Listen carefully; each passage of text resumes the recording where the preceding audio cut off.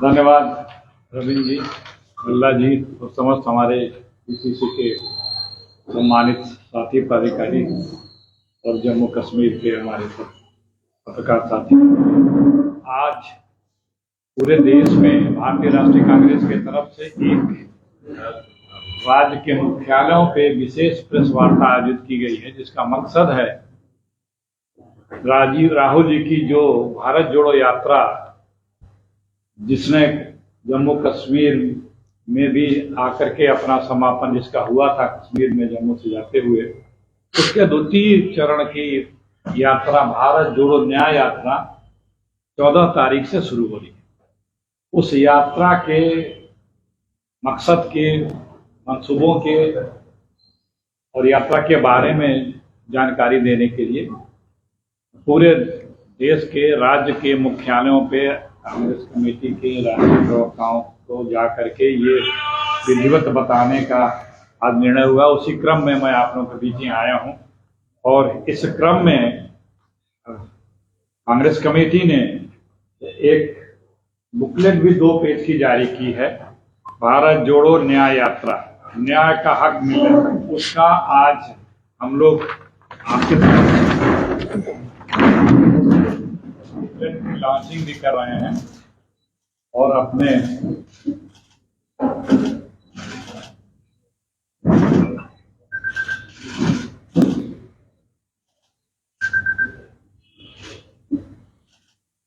Thank you. जो और details हैं वो हमारे पीसीसी के लोग आपको देंगे।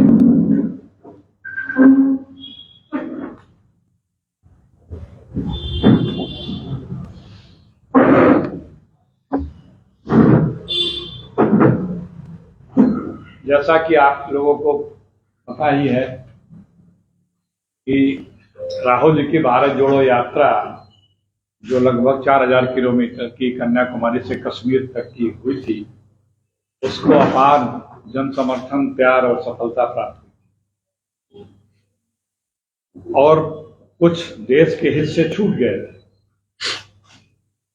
लोगों की मंशा थी, काफी डिमांड भी होती थी कि उधर भी यात्रा निकले, और जो राष्ट्र की परिस्थितियां भी कुछ ऐसी आजकल और जटिल होती जा रही हैं, जिसके कारण से राहुल जी मणिपुर से मुंबई तक की लगभग 6000 से ज्यादा की दूरी है, वो भारत जोड़ो न्याय यात्रा शुरू कर रहे हैं 14 जनवरी से मणिपुर। ये यात्रा क्यों निकालनी पड़ी, क्या कारण है? इन्हीं बिंदुओं पर, इसी विषयों पे आपसे बात करने हम यहाँ आए हैं। आप लोग देख ही रहे हैं कि इस देश में अन्याय, अहंकार और अत्याचार का बोलबाला केंद्र की और बीजेपी की हुकूमत की सरकारें जहां जहां वहां पराकाष्ठा पे पहुंच चुकी है। यदि आप उनसे मतभिन्न होते हैं, उनकी बातों से सहमत नहीं होते हैं, असहमत हैं या विपरीत विचारधारा रखते हैं उनके किसी मुद्दों को, तो आपके साथ ज्यादती होती है, आपकी आवाज दबाई जाती है। चाहे वो जिस फील्ड का व्यक्ति हो, देश का जिस भी क्षेत्र का वो कार्य करने वाला व्यक्ति हो, चाहे नौजवान हो, किसान हो, मजदूर हो, महिलाएं हो, पत्रकार हो, साहित्यकार हो, कवि हो, राजनीतिक दल हो, कोई वर्ग ऐसा छूता नहीं है कि जो बीजेपी की किसी भी प्रकार की नीतियों से यदि वो असहमत है तो उस पर अत्याचार होता है, उसको झूठे मुकदमों में फंसाया जाता है, उसे प्रताड़ित किया जाता है। उसके यहाँ जो संवैधानिक संस्थानों के द्वारा जांच एजेंसियां हैं, उनसे अनर्गल आरोप लगा करके दबाने का प्रयास किया जाता है। ये सारा जग जाहिर हो चुका है कि जांच एजेंसियों ने पूरे लगभग 10 वर्षों में जितने भी लोगों के यहाँ कोई इंक्वायरी, छापे या FIR किए हैं, चाहे ईडी हो, चाहे CBI हो, चाहे इनकम टैक्स हो, वो 95% से ज्यादा सिर्फ विपक्ष के ही लोग हैं या जो सरकार से असहमत थे, वो चाहे पत्रकार हो। तो ये जो आवाज उठाने का लोकतंत्र में संवैधानिक अधिकार है, हमारे साथ यदि किसी वर्ग के साथ न्याय नहीं हो रहा है, अपने न्याय का हक मांगने का जो अधिकार है, अपने रोजी का, रोजगार का, अपने आर्थिक समानता का, इन सब चीजों को प्राप्त करने का जो एक मौलिक अधिकार है, उस मौलिक अधिकार की मांग करने वाले के ऊपर जो प्रताड़ना हो रही है, जो अत्याचार हो रहा है, जो फर्जी कानूनों में उनको दबाया जा रहा है, इन्हीं चीजों के खिलाफ न्याय यात्रा है। न्याय चाहिए इस देश के लोगों को। इस देश के लोगों को आज ये डर करने लग गया है कि हम अगर जिनमिन बात भी उठाएं या कहें तो सरकार का कब हमारे ऊपर प्रताड़ना आ जाए। आज आर्थिक न्याय की आवश्यकता है। देश की संपदा, देश का जो हमारा कारोबार है, उसमें बहुत विषमताएं आ गई हैं। चाहे रोजी रोजगार हो, चाहे व्यापार हो, चाहे कारोबार हो, चाहे उद्योग जगत हो, कुछ चंद लोगों के हाथ में देश की संपदा जा रही है। 1% लोगों के पास लगभग 70% से ज्यादा धन पहुंच चुका है। बेरोजगारी चरम पे है, महंगाई चरम पे है, सामाजिक न्याय, हमारे समाज में विषमताएं बढ़ाई जा रही हैं। एक दूसरे के भाईचारे को समाप्त किया जा रहा है, भाई को भाई से लड़ाया जा रहा है। जो सामाजिक समरसता का ताना बाना होता है, हिंदुस्तान में हमेशा से रहा है, जो हमारी ताकत रही है, उसे छिन्न भिन्न किया जा रहा है, तोड़ा जा रहा है। वहां न्याय की बात करो, जरा से भी आवाज उठाओ तो उधर से या तो प्रताड़ना होगी और उनके पॉलिटिकल पार्टीज के लोग कहेंगे कि आप राष्ट्र विरोधी हैं, आप देश विरोधी हैं, आप फला राष्ट्र के समर्थक हैं। किसान धरने पे बैठे वो भी उनको कह देंगे कि खालिस्तानी है, पाकिस्तानी है, चीनी है, फला है। छात्र बैठे तो भी उनको इसी तरह से। तो ये जो अधिकार जो संवैधानिक प्रदत्त है भारत के नागरिकों का, हर व्यक्ति का, वो नहीं मिल रहा है। और उसको पाने, प्राप्त करने के लिए यदि कोई आवाज उठा रहा है तो उसकी आवाज को दमनकारियों के तरफ से दबाया जाता है। इसकी न्याय के लिए न्याय यात्रा है, राजनीतिक न्याय यात्रा है। राजनीतिक बराबर ही नहीं है। अब राजनीतिक अवसर जो सबको एक समरूप से मिलना चाहिए, वो नहीं मिल रहा है। यहीं जम्मू एंड कश्मीर में विधानसभा के चुनाव को सुप्रीम कोर्ट हस्तक्षेप करना पड़ रहा है। स्थानीय निकायों के चुनाव, पंचायत के चुनाव, लोकतंत्र यहाँ पे समाप्त है लगभग कई वर्षों से। राजनीतिक व्यक्ति यदि कोई धरना प्रदर्शन करता है, कोई बात करता है, तो वहां पे उन्हें उस कार्यक्रम को करने से रोका जाता है, उनकी आवाज को दबाने का प्रयास किया जाता है, तरह तरह की उस अड़चनें प्रदान करती है सरकार। तो राजनीतिक व्यक्ति यदि सदन में कोई बात करता है तो देखिए कितनी बड़ी तादाद में, हिंदुस्तान के इतिहास में नहीं हुआ हो कि 146 सांसदों को सदन से बर्खास्त कर दिया गया। संसद ने सुरक्षित है, सरहद ने सुरक्षित है, देश में महिलाएं, बहन बेटियां ने सुरक्षित हैं, न नौकरी सुरक्षित है, न रोजगार सुरक्षित है, न कारोबार सुरक्षित है, न किसान सुरक्षित है। रोजाना प्रति घंटे, हर घंटे एक किसान आत्मदाह कर रहा है। संसद की सुरक्षा के लिए संसद में लोग प्रवेश कर जाते हैं, कूद जाते हैं संसद के अंदर, और उसकी बात कही जाए कि आप इस पे सरकार बयान दें। इससे बड़ा गंभीर विषय सुरक्षा का और क्या हो सकता है। सिर्फ ये मांग करने के लिए ही लोगों को सस्पेंड कर दिया जाता है, और जो व्यक्ति जिसके पास से वो लोग आते हैं उसको सम्मानित किया जाता है। संसद में एक सांसद को बीजेपी के एक नेता के द्वारा उसके धर्म और जात को लेकर के कैसे अपशब्दों का प्रयोग किया जाता है और हमारी व्यवस्था, सरकार की बैठी व्यवस्था खामोश रहती है। तो इसकी न्याय की बात, सरहद हमारे सुरक्षित नहीं है, चाइना अतिक्रमण करता जा रहा है। हम अगर वहां की बात करते हैं, जो भी बात करता है उस पे न्याय की बात छोड़ो, उसको दबाने और उसको जुटाने का प्रयास होता है। बात यही है कि हमें इस देश को न्याय चाहिए। न्याय दिला के रहेंगे, जैसा राहुल जी का स्वभाव है, और उन्होंने जो बात कही है, न्याय का हक मिलने तक ये यात्रा जारी रहेगी। आप सब लोग बखूबी जानते हैं, देखते भी हैं कि बेरोजगारी कितनी चरम पे है। कल ही जो रिपोर्ट आई है उसमें बेरोजगारी और भयावह रूप ले चुकी है, महंगाई बढ़ती जा रही है। कहाँ क्या क्या वादे थे कि हम महंगाई को कितना कम करेंगे, बेरोजगारी समाप्त करेंगे, 2 करोड़ नौकरियां देंगे, गंगा मैया को साफ करेंगे, 15 लाख ले आएंगे, काला धन 80 लाख करोड़ रुपए लाएंगे, 100 स्मार्ट सिटी बनाएंगे, पेट्रोल डीजल दाम कम करेंगे, साउथ को लाएंगे, काशी को क्योटो बनाएंगे, पता नहीं क्या क्या बातें कर डाली थी। 2000 फिर एक अमृत काल आया, उस पर बताया गया कि 2022 तक सबकी आय दोगुनी होगी, किसानों की आय दोगुनी होगी, हर किसी को पक्का घर होगा।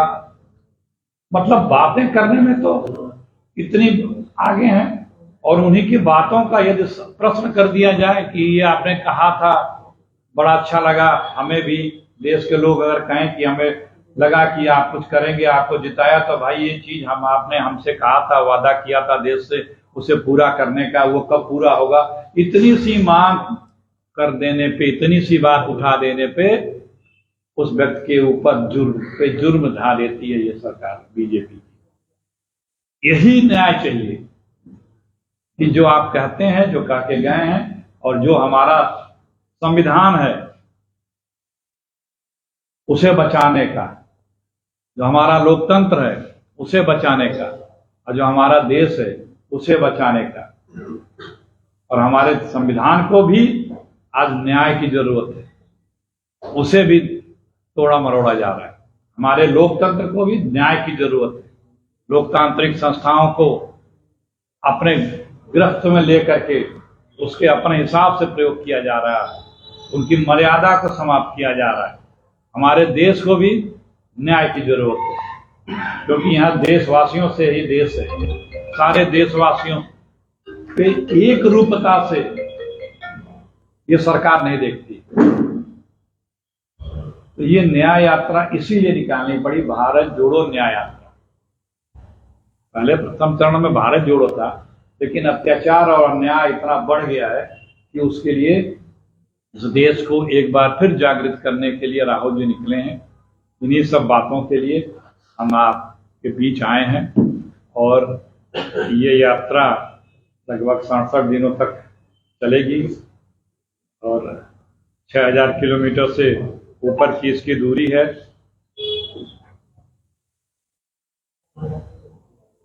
आप लोगों के बीच में हमें आने का अवसर मिला। बहुत पहले मैं जम्मू आया था, बहुत अच्छा लगा आप लोगों के बीच में आकर के।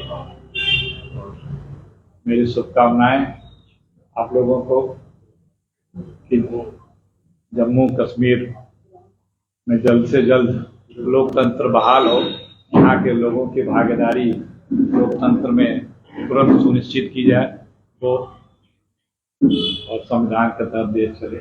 आप लोग खुद प्रहरुआ हैं, इस संविधान के जर्नलिस्ट हैं, रक्षक हैं समाज के लोकतंत्र। बहुत बहुत धन्यवाद, शुक्रिया आप लोगों का। के बारे में कोई प्रश्न?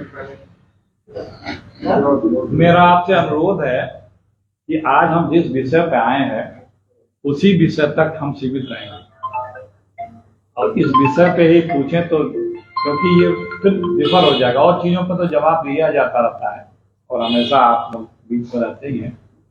तो ये सब्जेक्ट हमारा आने का मकसद आज यही है। फिर कभी आ जाएगा तो और विषयों पे आपके प्रश्नों का पूरा उत्तर। अखिलेश जी, भारतीय जनता पार्टी का आरोप है कि जो राहुल गांधी अभी यात्रा निकाल रहे हैं, इससे उससे कुछ हासिल नहीं होने जा रहा है, राहुल गांधी एक सीरियस पॉलिटिशियन नहीं है, क्या कहेंगे आप? अब देखिए, ये तो जग जाहिर है कि राहुल जी से ही बीजेपी कितनी डरती है, घबराई रहती है, बताने की आवश्यकता नहीं है। और वो घबराई हुई पार्टी है, क्योंकि जब भारत जोड़ो यात्रा निकली थी तो भी कई बार झूठ फैलाया गया, अफवाह फैलाई गई, उसे मीडिया में दबाने का प्रयास किया गया, उसके बारे में तरह तरह की रूमर्स फैलाने का प्रयास किया गया। जनता जुड़ती गई, प्यार मिलता गया, कारवां बढ़ता गया। जम्मू से लेकर कश्मीर तक आते आते तो पूरे देश में सैलाब आ गया था उस यात्रा को लेकर। तो ये तो उन्हें भी पता है, देश को भी पता है। तो अखिलेश जी, अब जो 2024 के लोकसभा के चुनाव होने जा रहे हैं, उससे ठीक पहले ये यात्रा हो रही है, और कहीं ना कहीं जो इंडिया गठबंधन में जो सीट शेयरिंग की बातें हो रही है, उस पर कुछ अभी तक कुछ फाइनलाइज नहीं हो पा रहा है। और दूसरी बात यह है कि प्रधानमंत्री पद का दावेदार कौन होगा, कैंडिडेट कौन होगा इंडिया अलायंस? देखिए, पहली बात की जो सीट शेयरिंग की बात की आपने, तो हम लोग की सीट शेयरिंग करीब करीब रोजाना 2-3 राज्यों के हमारे गठबंधन साथियों से जो हमारी कमेटी है वो कर रही है, काफी एडवांस स्टेज पे पहुंच गया है। कल ही हम लोगों को बाकायदा बताया गया है, मतलब मीडिया को पार्टी ने ऑफिशियली बताया भी है कि मैक्सिमम स्टेट में एक कंसेंसस बन गया है, बहुत जल्द ही ये कंप्लीट भी हो जाएगा हमारा काम।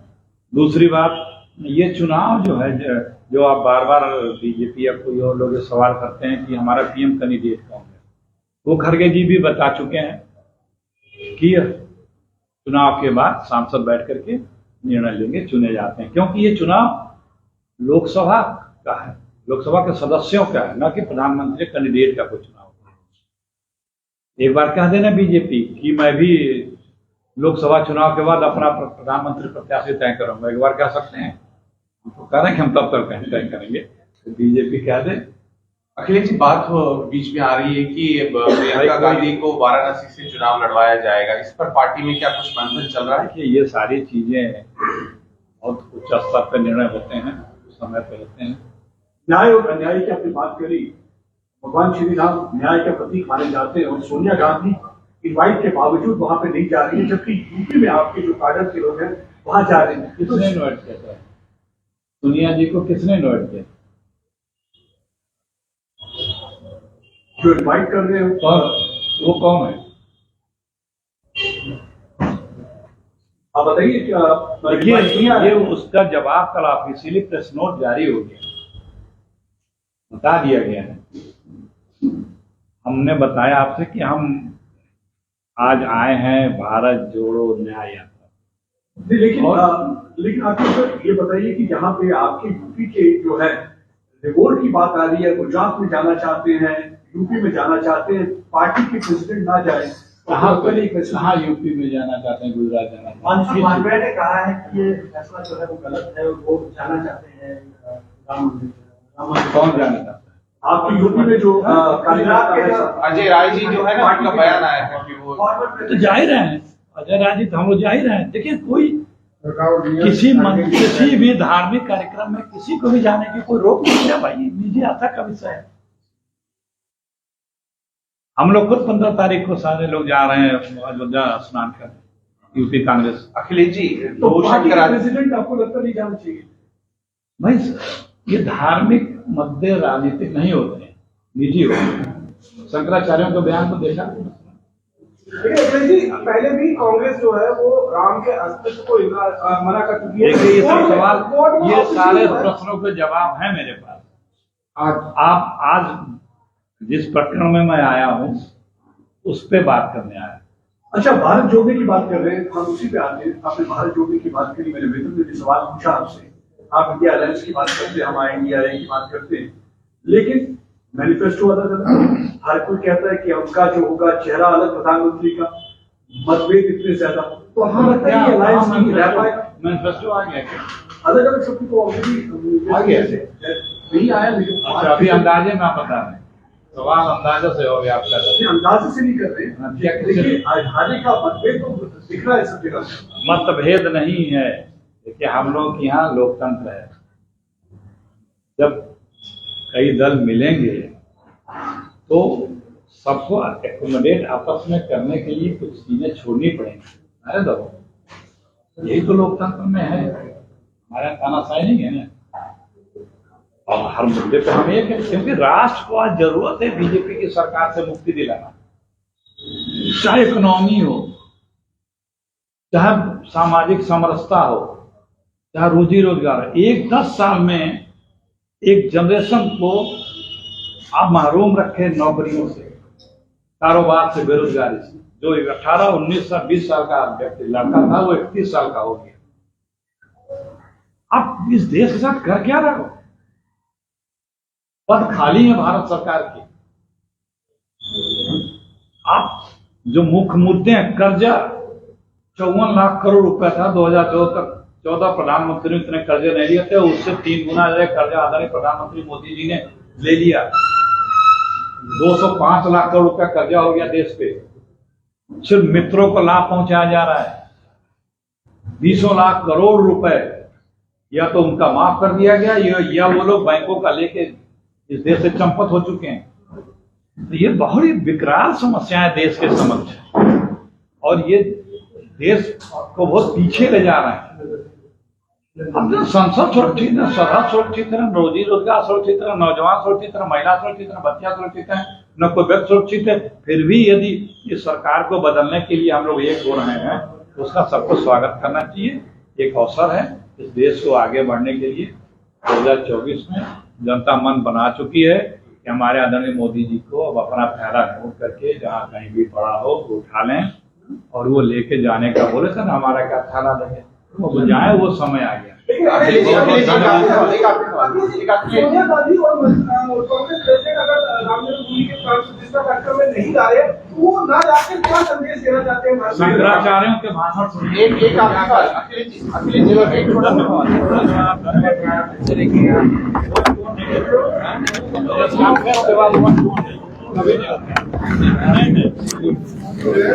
उसके बाद होता है नहीं वो तो इसी में आ गया, सारे सवाल तो इसी में नहीं लोगों यार बाकी साला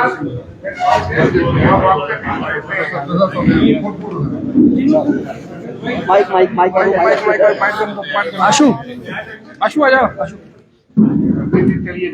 चलिए सर वो खड़े धक्का नहीं होता बाइट होता है बाइट छोटा सा बाइट नहीं प्लीज सब बोल दिया नहीं प्लीज एडिटिंग में आसानी हो जाएगी हमें एडिटिंग में हम करते